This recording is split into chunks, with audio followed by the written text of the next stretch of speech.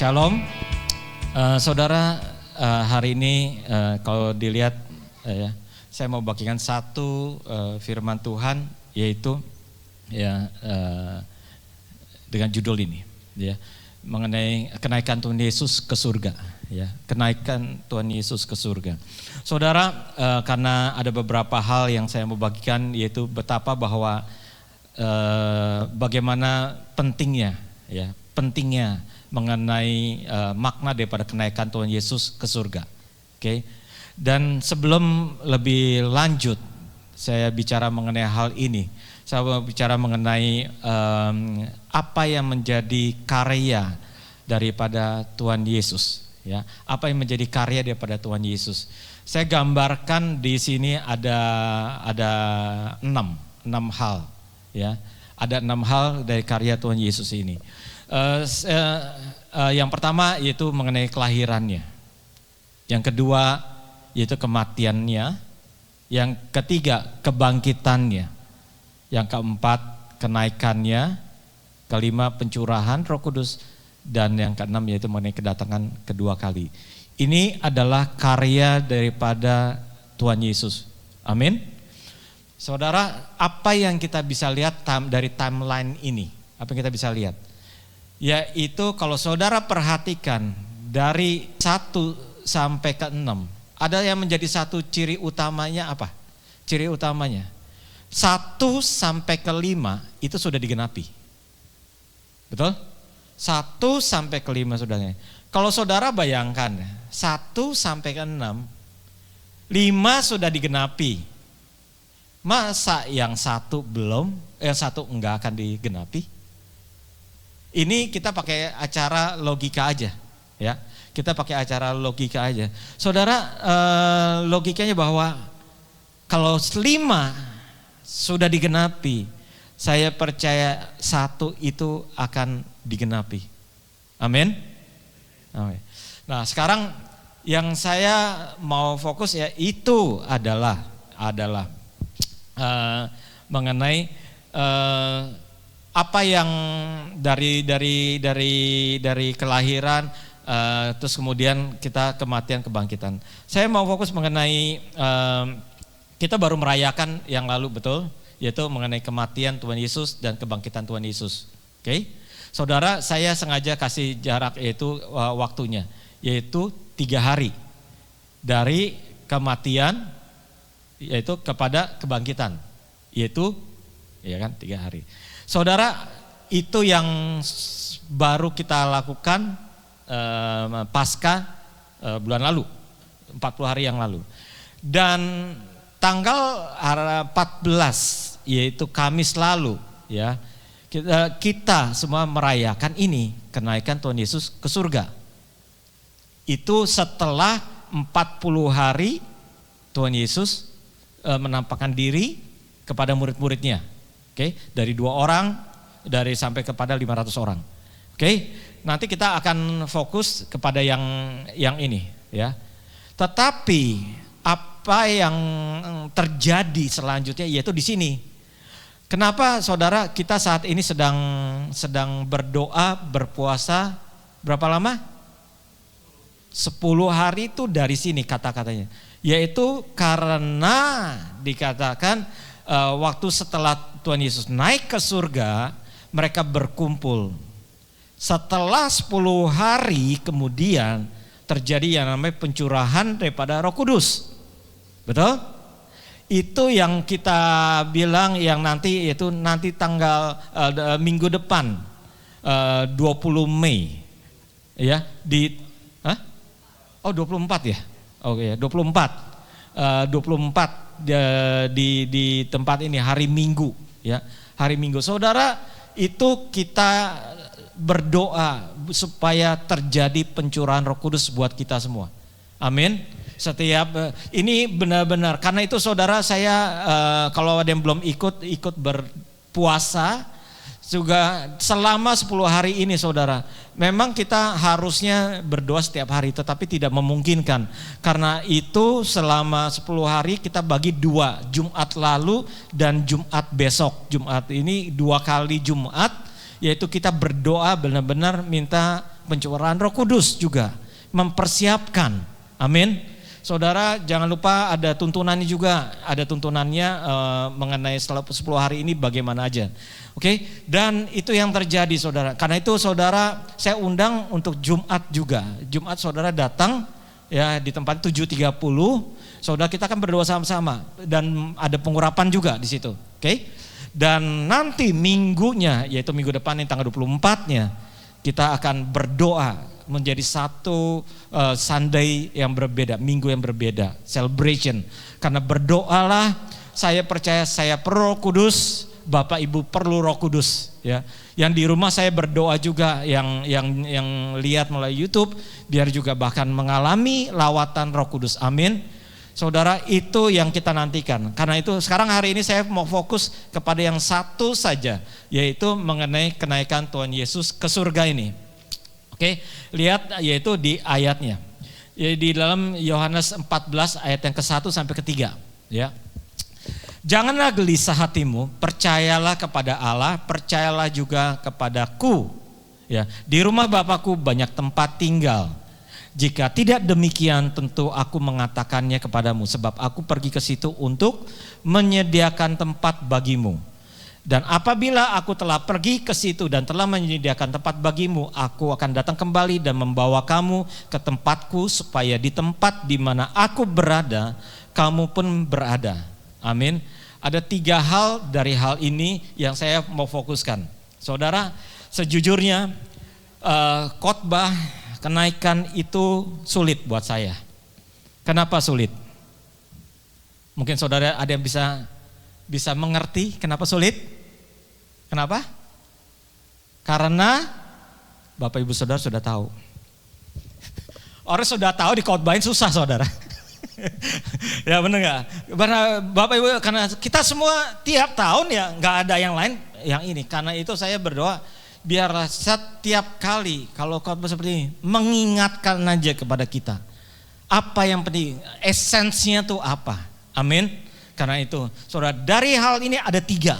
Dari hal ini ada 3. Yang pertama dikatakan apa yang disebut dengan biblical konteksnya, foundationnya apa yang menjadi yang penting daripada kenaikan Tuhan Yesus ke surga, apa yang menjadi penting dengan iman kita. Oke? Yang pertama yaitu kata my father's house, rumah Bapakku, ya, rumah Bapakku. Oke. Saudara rumahnya di mana? Kalau saudara rumahnya di mana? Ya cuma tanya, saudara takut banget. Saya suka jebak ya. Rumah saudara di mana? Macam-macam, ada yang di Hayward, saya rumahnya di Millbrae, betul? Ya. Saudara, rumah Bapak kita di mana? Bapak? Hah? Salah, saya sih di Indonesia, rumah Bapak saya di Indonesia. Rumah Bapak. Tapi rumahnya Tuhan Yesus, Bapaknya di mana? Di surga, saudara. Saudara harus mengerti. Rumah Bapak kita di mana?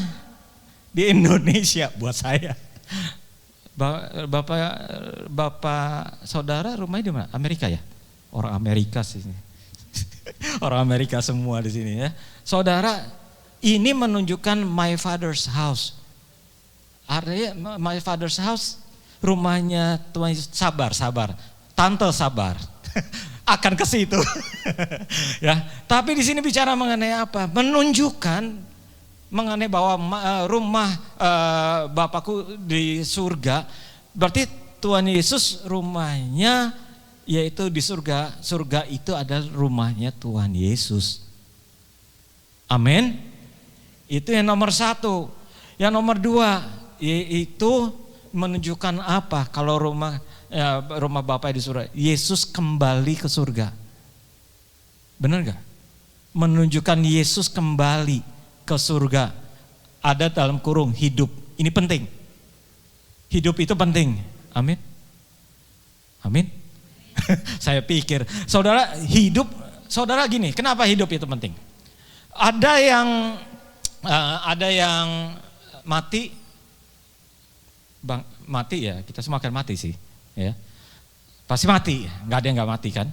Terus mati hampir semua, Ya karena kita alaminya mati. Tapi mati yang bangkit banyak gak? Gak banyak. Ada gak? Ada. Yesus mati, bangkit. Oke, habis mati, bangkit. Yang lain pada mati lagi. Benar, mati lagi. Jadi yang bangkit, habis mati, bangkit, hidup, gak mati lagi. Cuma Yesus. Betul kan? Yesus itu bukan mati di surga, dia hidup. Habis bangkit dan hidup, dia ke surga. Amin. Itu bedanya. Karena itu saya mau garis bawahi bahwa Yesus tuh di surga tuh hidup. Amin. Orang lain bangga boleh. Saya pernah mati dan bangkit, tapi dia mati lagi pasti. Tapi Yesus enggak. Amin. Itu dia saudara. Dan ketiga lanjutnya apa? Bahwa Yesus itu berasal dari surga. Saudara berasal dari mana? Dari mana? Emaknya, taminya, emak, gitu kan. Ya kan, kita dari sini, tapi Yesus itu dari mana? Yesus itu dari surga loh. Amin. Itu Tuhan yang kita sembah. Yesus itu menunjukkan dia hidup, dia bilang ke rumah Bapa di surga, menunjukkan bahwa Yesus itu berasal dari surga. Dia memang itu tempat tinggalnya, dan waktu Yesus bangkit itu kembali ke surga. Itu kata ini penting sekali, my father's house. Amin. Selanjutnya ya dikatakan di rumah Bapakku banyak tempat tinggal. Jika tidak demikian tentu aku mengatakan padamu, sebab aku pergi ke situ untuk apa? Sama-sama menyediakan tempat bagi mu and saya. Benar kan? Tempat siapa? Tempatnya. Saudara, Yesus menyediakan coupling buat kita di surga. Mau nggak? Tahu nggak? Loh, nggak tahu. Saya kasih tahu dah, Yesus ke surga menyediakan tempat buat kita. Saya mau kasih tahu, mungkin ada yang lupa. Oke? Dan apabila aku telah pergi ke situ, sudah belum? Sudah belum? Ini ragu-ragu. Ini yang aku telah pergi ke situ siapa nih di sini akunya? Ya Yesus, ya. Jangan ragu-ragu dong. Yesus, aku telah pergi ke situ dan telah menyediakan tempat bagimu. Telah menyediakan tempat. Dan saya percaya kita semua sudah punya lahan di surga. Lebih baik daripada di bumi. Lebih besar daripada di bumi. Siapa yang mau ke surga sekarang? Ya gak apa-apa, saya cuma nanya. Kalau mau saya doain. Ada mau duluan? Mempercepat gitu, saudara. Ya, oke. Yang kedua, menyediakan tempat. Mari kita sekarang fokus. Prepare the place for you. Menyediakan tempat bagi kita semua. Apa maksudnya? Maksudnya menyediakan tempat buat kita. Bahwa yang di surga itu adalah yang terbaik, yang lebih lama, dan kita di bumi ini cuman bumi ini sementara loh. Sadar gak sih itu? Sadar gak sih? Kadang-kadang kita merasa kalau orang yang tidak kenal Tuhan, mumpung kita ada di bumi lah udah enak-enakin aja lah gitu. Mumpung kita enjoy aja, nikmati. Itu punya pengenalan ya, karena mereka tidak tahu gitu. Tidak tahu apa yang akan terjadi, mereka tidak mengerti. Tetapi saudara, di sini prepare the place, yaitu bahwa Tuhan sudah menyediakan kita. Kita ini di sini cuman lagi nebeng. Kita nih lagi in the cost, lagi nyawa. Amin. Ya, karena itu rumah kalau dikasih dari Tuhan itu adalah titipan Tuhan, anak titipan Tuhan, uang juga titipan Tuhan, dipercayakan kepada kita. Amin. Karena sebenarnya yang nanti itu adalah yang waktu di surga, yang lebih lama daripada hidup di bumi. Ya, itu yang pertama. Yang kedua bicara apa? Kalau Tuhan menyediakan tempat, bahwa pertama hidup di bumi ini sementara, bahwa one day ada namanya jatuh tempo. Setiap kita punya namanya jatuh tempo, due date, akan expired. Saudara, enggak, orang boleh berusaha untuk tidak expired. Si yang Amazon lah yang punya, dia lagi punya project di Eropa, enggak di sini. Dia tiap bulan $1 million itu dia project untuk di sana. Dia cuma satu projectnya yang ke depan ya, selain Amazon, yaitu membuat satu pil yang bisa memperpanjang umur. Saudara mau ikut tanam saham di situ? Who knows? Saudara akan laku banget. Saudara akan kaya. Saudara mau? Ya saya cuma tanya. Saudara, tapi masih rahasia semua company-nya apa. Tapi proyeknya dia cuma satu. Pil ini akan memperlambat umur manusia. Wow. Ya. Saudara, abis ini ada yang Google. Apa ya kamu? Siapa yang mau panjang umur? Saudara, ini kenyataan. Tetapi mau diperpanjang pun tetap bahwa setiap kita itu one day ya akan kesini. Kita tidak pernah tahu waktunya. Amin. Saudara, kadang-kadang saya mungkin kita kadang-kadang saya merasa take it for granted lah hidup ini gitu ya. Kesehatan kadang-kadang ya take it for granted buat saya gitu. Saya nggak tahu buat saudara. Saudara, kalau kita tuh lupa kalau segala sesuatu berjalan, kita sehat. Kalau saya kadang-kadang kita nggak bersyukur kalau kita sehat, kita masih bisa jalan, kita masih bisa makan. Banyak yang nggak bisa makan, banyak yang nggak bisa jalan, banyak. Saudara, kadang-kadang kita karena ada hal yang lain yang kecil pun itu kita tidak anggap gitu. Ya, kemarin kita baru doakan seseorang yang kita kenal, cuma gara-gara di jantungnya klapnya tidak bekerja, cuma klapnya tidak bekerja, ada langsung di ICU gitu. Mari kita doakan. Saudara, tadinya sehat segala gitu, who knows lah, bener gak sih? Maksudnya kita berpikir kita mau hidup 1000 tahun. Katanya, ya kan? Tapi siapa yang tahu jalan manusia gitu. Karena itu hari demi hari kita patut mensyukuri lah. Ya mensyukuri. Ya yang buat saya asam aja kebanyakan di darah susah jalan. Ya kan cuma jadi gout gitu kan, asam urat. Cuma gara-gara gitu aja, ya iyalah kebanyakan sedikit gitu, udah jadi nggak bisa jalan. Ntar ada ini dikit itu susah gitu. Nah kadang-kadang kita nggak kepikir kalau udah kita, aduh Tuhan sakit banget ya gitu, tolong sembuhkan ya, udah sembuh ya udah gitu kan. Maksudnya hal yang kecil tuh semua bisa berjalan. Buat saya sih puji Tuhan. Sekali lagi, mari kita mensyukuri setiap apa yang Tuhan berikan kepada kita. Amin. Bersyukur saudara, bersyukur. Oke, next. Yaitu kenapa? Tempat itu, ini yang menjadi tempat, place itu justru ditentukan dengan bagaimana kita hidup di bumi ini. Jadi Tuhan bilang menyediakan tempat di surga. Ya. Bagaimana tempatnya di surga itu dibangun bahan dasarnya dengan apa yang kita lakukan di bumi ini. Amin. Itu dia. Jadi ada orang yang berprinsip, udahlah selama kita hidup enjoy aja. Dia tidak tahu bahwa apa yang dia lakukan di bumi itu dia tabur yang akan nanti terjadi.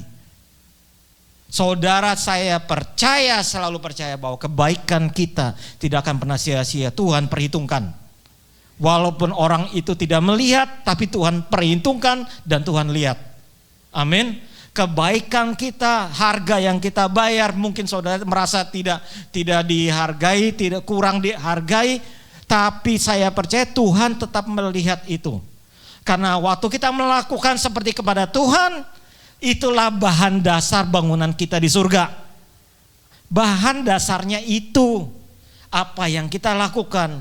Karena itu saudara, ini yang menjadi utama. Bagaimana kita hidup di bumi ini adalah menentukan bangunan kita di surga di mana. Bagus, indah, atau tidak bagus, tidak indah. Ada yang bilang, udah gak apa-apa, yang penting saya di surga, di halaman juga gak apa, enaknya aja. Emang ada halamannya di surga? Emang udah pernah kesana? Mau dikirim sekarang? Enggak kan? Kayak gitu kan saudara, bahan dasarnya itu karena dengan apa yang kita lakukan di bumi ini. Nah, saya mau bicara sedikit mengenai sorga. Sorga itu di mana ya? Telapak kaki ibu. Coba saya ibu. Benar ya? Coba angkat. Wih. Ada gitu. Sorga itu di mana? Saudara, saudara percaya ada sorga? Saudara percaya ada neraka? Karena ada banyak yang tidak percaya surga, ada banyak yang tidak percaya neraka. Saya mau kasih saya lewat sedikit mengenai ini. Ini datanya, berdasarkan dari Pew Research. Ya. Ini tahun 2023 tuh sudah lumayan. Karena banyak kejadian membuat ini tuh naik. 71% percaya surga. 61% percaya mengenai neraka. Saudara, 70% percaya surga. Tapi kenapa percaya neraka 61%? Ini bahaya kalau orang percaya surga gak percaya neraka. Kenapa? Kenapa bahaya? Udah, saya lakukan yang jahat juga gak apa-apa, yang penting saya masuk surga. Enaknya aja. Ngomong sama siapa, ada di mana dasarnya? Kenapa? Karena mereka banyak yang tidak percaya mengenai neraka, banyak. Karena itu lebih sedikit. Mereka percaya bahwa nanti kita tuh baik-baik aja. Kita tuh masuk, pokoknya saudara baik, saudara masuk surga. Tidak. Inilah. Karena itu saudara 71%, 70%, 30%, 29% ya masih nggak percaya. Saudara, yang jadi masalah adalah begini. Kalau saudara nggak percaya, ada orang yang nggak percaya surga, terus setelah mati kemana? Setelah mati kemana? Yaitu ke tempat yang berdasarkan film. Dia nonton apa, dia baca apa. Ya. Saudara believe it or not. Ada yang sudah ke gereja lama, tapi masih takut kalau mati itu. Dia bilang, saya takut mati. Karena kurang percaya bahwa surga itu ada, real. Ini gawat. Benar gak? Saudara, saya kaget. Saudara, ternyata tidak semua orang yang orang Kristen, dia percaya Yesus. Saya sih percaya Yesus, tapi belum tentu percaya surga. Kalau dia tidak percaya surga, dia tidak percaya ada kehidupan setelah mati. Dan dia kemana? Dia tidak percaya bahwa Tuhan menyediakan tempat di surga. Ini basic, foundation. Ini istilahnya, kalau ini enggak percaya, karena saya tidak tahu gimana. Ini sih sangat mendasar. Taunya dari mana? Karena dia takut mati. Karena dia Mungkin saya nggak tahu lah. Mungkin dia lihat film atau dia apa gitu. Dia bilang kalau nanti saya mati, saya kira-kira akan surga enggak ya? Hah? Memang kamu ngapain aja? Gitu. Kamu melakukan apa? Gitu. Saya pikir gitu kan. Enggak sih. Cuman ya banyak lah. Ini dia. Ya, ini dia. Saya tidak tahu tapi data ini menjadi sangat real. Sangat real. Lewat kejadian-kejadian yang terjadi di Amerika. Ini naik. Tadinya lebih parah. Tadinya tuh di bawah tahun 2023 ya nggak sampai 71%. Sekitar 50% loh. Tapi karena saya percaya karena banyak hal yang terjadi justru membuat iman mereka mengerti ya jalan Tuhan lah bahwa one day terjadi revival di Amerika. Ya, one day.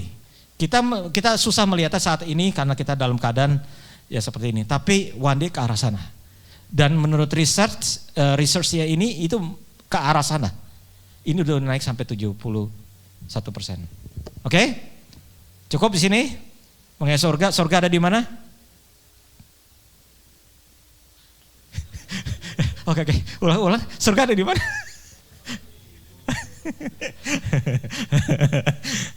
jangan direkam aja gitu. Kalau orang tahu bahaya gitu ya. Saudara, surga tuh sono. Oke. Sekarang nextnya kita lihat lagi lanjut ya. Ini satu bahwa aku akan datang kembali dan begini membawa kamu ke tempatku supaya di tempat di mana aku berada kamu pun berada. Yesus akan datang kembali. Amin. Saudara, boro-boro percaya bahwa surga ada. Kalau mereka yang tidak percaya surga, mereka tidak percaya bahwa akan kedatangan Tuhan Yesus yang kedua. Ini lebih berat lagi. Ini lebih next dimension. Tapi kita percaya kita semua di sini ya. Saya berdoa juga yang di rumah saudara bahwa Yesus pasti akan datang. Dari seluruhnya dari 5 sudah digenapi, masa yang 1 tidak. Tinggal tunggu waktunya aja. Tapi apa yang kita bisa belajar kalau datang kembali? Kalau dia datang kembali, pertanyaan cuma 1. Dia kenalin kita enggak? Jangan sok kenal lah. Kita kan suka gitu, sok kenal Tuhan. Saya kenal Tuhan. Tapi lebih penting kenal Tuhan, kenal kita enggak? Nah itu dia. Jujur si tante ini. Ya, saudara benar, saudara. Aduh ini saudara saya paling penting sih Tuhan. Kau kenal saya enggak sih? Gitu kan? Saudara jangan cuma sepertinya kita SKSD gitu, sok kenal, sok dekat gitu, padahal enggak kata Tuhan, hatimu jauh. Nah itu gawat kalau itu, tapi belum terlambat. Belum terlambat saudara, benar? Ini belum, kalau sampai saat ini saya bilang, it's not too late untuk kembali. Tapi kalau Tuhan datang, enggak keangkat, nah itu terlambat, sorry deh. Nah sekarang saya enggak bahas banyak, tapi ada 2 yang mengena buat saya. Untuk hal I will come back again. Itu akan datang kembali. Yang pertama, karena itu di Lukas 8 ayat 18, perhatikan cara kamu mendengar. Cuman 2. Yang pertama, perhatikan cara kamu mendengar firman Tuhan. Amin. Di sini bicara mengenai apa? Mengenai benih yang jatuh di pinggir jalan, di tanah berbatu, saudara di tanah yang subur, di yang berduri, sekali lagi. Saudara, di sini bicara, saya tidak akan lebih jauh tapi cuma mau bagaimana cara memperhatikan firman Tuhan. Setiap firman Tuhan yang disampaikan seperti ini, berapa besar saudara tangkap, berapa besar saudara melakukannya, itu yang menentukan kita sebenarnya. Oke, konsepnya cuman itu, yaitu yang in daily basis. Saudara membaca firman Tuhan, berapa saudara yang tangkap, berapa yang masuk telinga kiri, keluar telinga kanan. Seperti itu aja. Saudara, seberapa saudara bisa menyerap, saudara percayalah Tuhan Yesus datang, saudara in proses, saudara namanya masih di dalam list diangkat. Amin. Kalau saudara, bagaimana perhatikan cara kamu mendengar? Yang kedua menurut saudara apa? Bagaimana cara apa? Cara kamu hidup. Jangan seperti orang bebal di Efesus 5 ayat 15. Perhatikan bagaimana kamu mendengar firman Tuhan, juga bagaimana cara kita hidup. Jangan seperti orang fasik, jangan seperti orang bebal, jangan seperti orang dablek. Jangan dikasih tahu tidak lakukan seperti itu.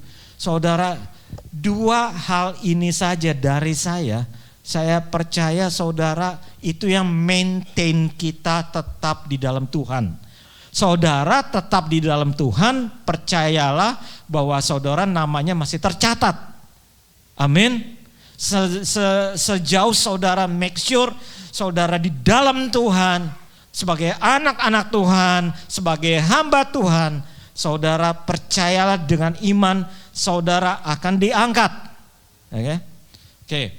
Penjelasan paling gampang, yang paling itu adalah seperti ini. Ya, saya tidak bahas lebih jauh. Jadi ini yang menjadi utama, yang signifikan daripada mengenai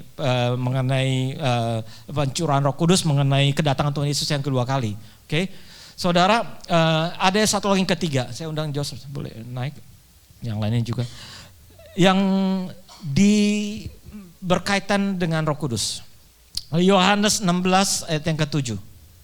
Namun benar yang kukatakan ini kepadamu adalah lebih berguna bagi kamu jika aku pergi, sebab jikalau aku tidak pergi, penghibur itu tidak akan datang kepadamu, tetapi jikalau aku pergi, aku akan mengutus dia kepadamu. Saudara, tidak ada yang lain di sini, yang terpenting juga adalah di dalam Yohanes 16 ayat 7 bahwa Tuhan itu harus naik ke surga. Kalau Tuhan Yesus naik, Roh Kudus turun. Zaman dulu mau ketemu Tuhan harus di kemah. Benar, zaman dulu Tuhan ada di kemah, ada di tabut. Zaman dulu Tuhan berbicara lewat imam. Tuhan bilang tidak. Waktu Tuhan Yesus naik ke surga, dikatakan, aku naik supaya Roh Kudus ada pada kita masing-masing. Saudara, ini sangat basic. Ini sangat basic. Kalau Roh Kudus ada di dalam kita, menurut saudara, apa yang akan saudara lakukan? Bagaimana kalau Roh Kudus ada di dalam kita? Terus? So what? Pernah ngomong? Bener dong? Kalau pernah di dalam kita, di dalam loh. Bukan di luar loh. Kalau di dalam, pernahkah aja ngomong? Roh Kudus? Harus. Saudara, Roh Kudus itu adalah pribadi. Saudara jangan bayangkan pribadi itu ya gimana sih kok pribadi bisa di dalam sih, saya nanti mendua hati atau gimana. Enggak, sekarang kalau dia seperti seseorang di dalam, dia ada di dalam hati kita. Di dalam yang paling dalam hati kita. Saudara harus berkomunikasi dengan Roh Kudus. Sebagai satu pribadi, saudara diajak ngomong dong. Bukan diajakin main. Diajakin ngomong, diajakin ditanya kek. Atau sebagai seorang pribadi ngapain sih? Di-treat sebagai pribadi. Amin. Saudara belajar, karena itu nomor satu, bagaimana untuk bisa Roh Kudus itu berbicara dalam diri kita, yaitu mengkonfirmasi, affirmation bahwa dia itu ada. Dan contoh yang paling dasar gini, yang paling dasar, Roh Kudus, waktu berdoa misalkan penuhi tempat ini, masuk dalam hati saya. Terus ajak bicara, ajak berdiskusi. Terus mungkin saudara gak akan mendengar audible. Kalau saudara dapat audible, puji Tuhan lah. Saudara sampai sekarang juga saya gak pernah audible. Tapi percayalah, itu yang Tuhan mau, Tuhan kehendaki, bahwa sebagai seorang pribadi itu saudara perlu diajak. Kalau enggak, sama seperti Tuhan Yesus tertidur di buritan. Kenapa? Karena murid-murid Yesus sibuk, gak diajak ngomong, Yesus tertidur. Roh Kudus selama gak diajak ngomong, dia akan tertidur.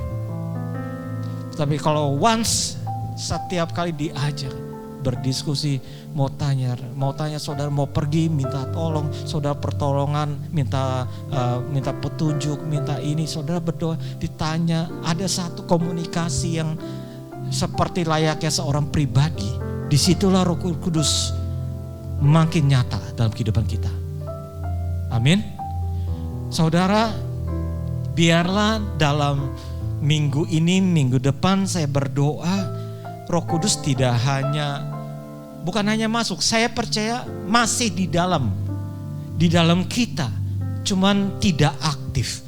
Saya berdoa biar 2 minggu ini, dengan ada pencurahan Roh Kudus, dengan ada berdoa dan berpuasa, Roh Kudus di dalam diri kita itu diaktifkan. Amin. Sehingga saya sih berdoa, ya Tuhan, Roh Kudus lebih nyata lah dalam kehidupan kita, lebih real. Amin. Real itu bukan hanya di Facebook, bukan hanya, tapi Tuhan Yesus juga gitu, real ada gitu loh. Amin, dalam kehidupan kita. Karena itu Tuhan Yesus naik khusus bilang, aku akan mengirim Roh Kudus kita semua supaya penuh dengan Roh Kudus, supaya Roh Kudus itu bukan penuh tapi juga bekerja. Amin. Yuk mari kita bangkit berdiri. Mari kita nyanyikan lagu ini yuk sebelum kita tutup, sebelum saya mau berdoa untuk Bapak Ibu Saudara. Mari kita nyanyikan. Like a rushing wind, Jesus breathe within. Lord have your way, Lord have your way in me. Like a mighty storm, stir within my soul. Lord have your way, Lord have your way in me. Like a rushing wind, Jesus breathe within. Lord have your way, Lord have your way in me.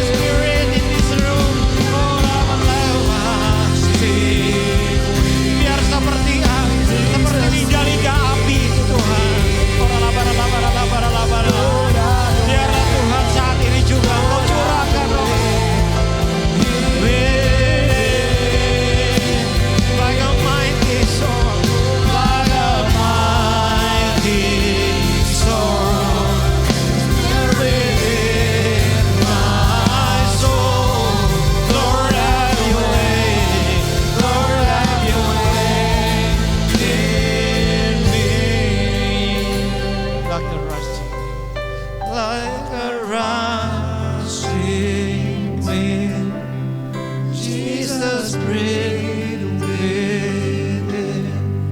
Lord, have your way. Lord, have your way in me.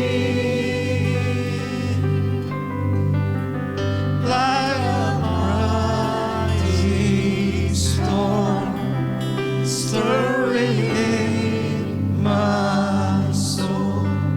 So Lord, have your way.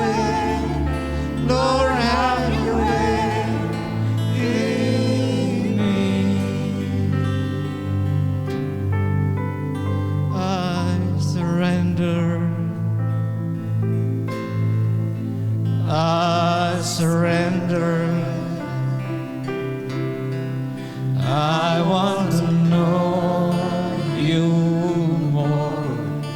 I want to know you more. I surrender. I surrender. I want to know you more. I want to know you more. I surrender. I surrender. I want to know you more. I want to know you more. Mari kita tundukkan kepala kita. Saya mau berdoa. Tuhan Yesus yang di surga, biar kami berdoa saat ini Tuhan untuk setiap kami, baik itu di tempat ini, baik itu yang melihat melalui YouTube. Aku berdoa biar terjadi satu perubahan mengenai Roh Kudus di dalam kita. We need you, Holy Spirit. I need you, Holy Spirit. Biar aku berdoa Tuhan, selama masa 10 hari kami berdoa dan berpuasa sampai nanti tanggal 24 minggu depan, biar terjadi satu ledakan power, pencurahan Roh Kudus dicurah kepada kita, kami masing-masing. Aku berdoa Tuhan, biar saat ini mempersiapkan setiap hati kami. Mulai saat ini kami berdoa, kami akan men-treat Holy Spirit sebagai satu pribadi. Biarlah kami mulai berkomunikasi dengan Roh Kudus yang ada di dalam diri kami masing-masing. Bapa di surga, terima kasih untuk malam ini Tuhan. Terima kasih untuk firman Tuhan yang mengingatkan kepada kami. Biar Engkau memberkati setiap kami Tuhan di dalam nama Tuhan Yesus. Engkau berkati setiap yang hadir di tempat ini, yang join melalui YouTube Tuhan. Bapa terima kasih Tuhan. Biar kami kembalikan segala pujian dan hormat dan kemuliaan hanya bagimu, karena Engkau yang layak menerimanya. Di dalam nama Tuhan Yesus kami ucap syukur dan berdoa. Mari sama-sama katakan amin, amin. Mari kita beri kemuliaan dan silakan duduk. Tuhan Yesus memberkati.